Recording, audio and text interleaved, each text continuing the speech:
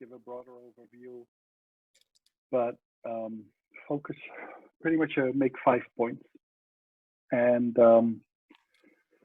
one of the key points, I think, is that in much of the conversation about the populist or far-right response to COVID-19, we still think about the far-right as kind of a marginal phenomenon, as if it is a challenger from the outside.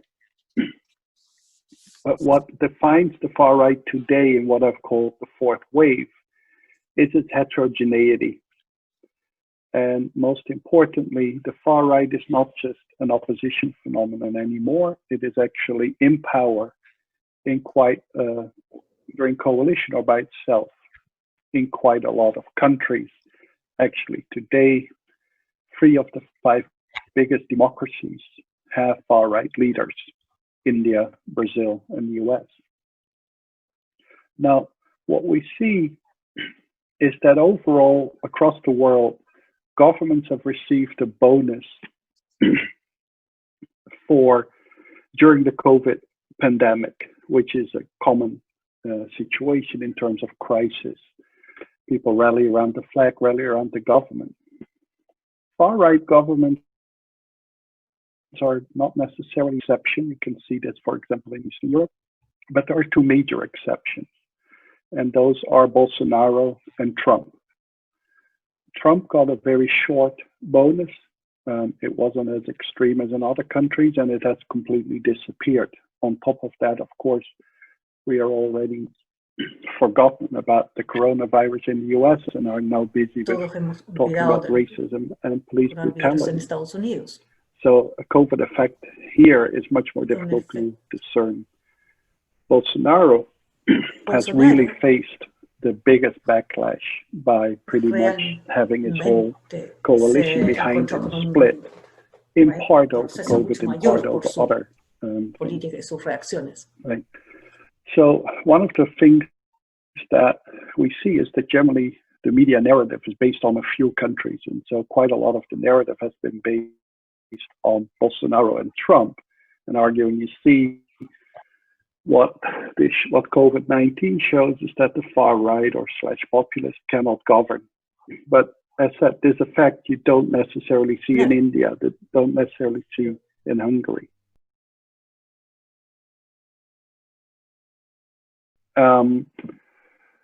The third point is that the most far right in opposition are struggling.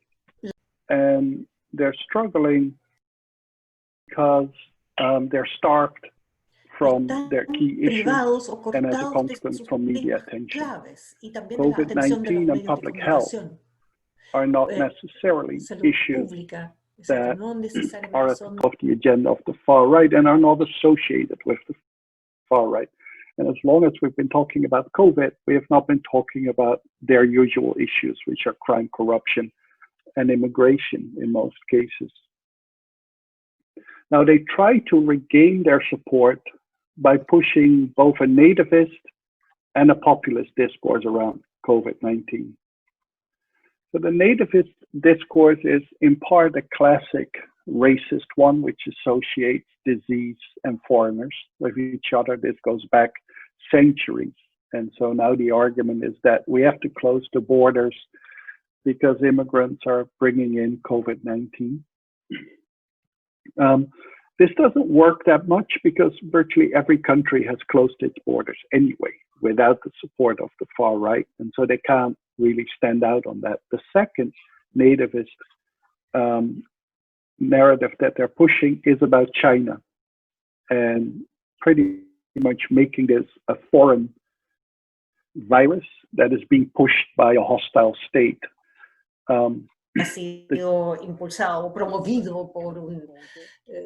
But the China argument is also used, for example, by Salvini in Italy, in the Netherlands by far-right politicians as well. The nativist narrative around COVID-19 seems to mostly appeal to the base. And so this, for hardcore supporters of the far right, this works well, but it doesn't seem to appeal much to other people. Which means that the key argument that the far right in opposition has at the moment is a populist discourse around COVID-19, which pretty much argues the elite is incompetent and is corrupt. And so because they are corrupt, they have failed to deal with this well. And this is something that is now starting to play a little bit of a role. I think overall, we can only see some modest success of the far right, primarily in opposition at this point in time. But the reason for that is that the real political struggle over the dominant narrative is still yet to be fought. Most countries are only now coming out of the lockdown and of the shock, and are only now starting to assess whether their government has dealt with COVID well or not.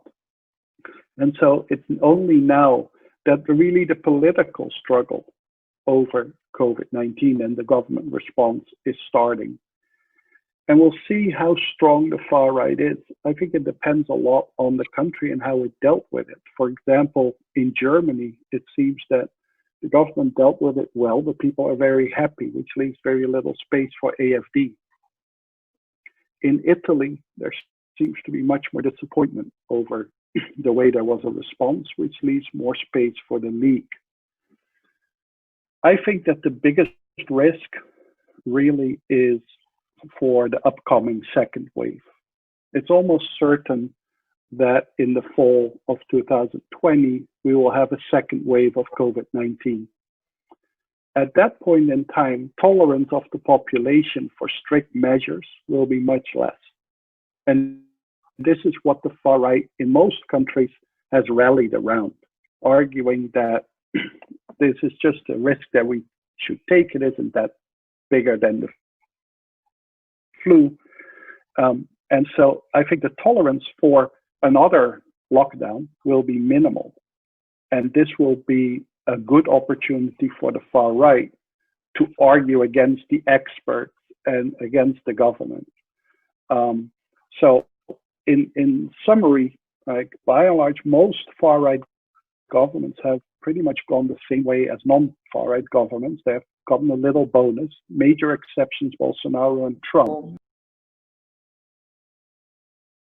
really fell apart. In opposition, most of the far right parties have pretty much lost attention and therefore media oxygen, but their big opportunity will only come in the fall when the second wave will be around. Thank you very much.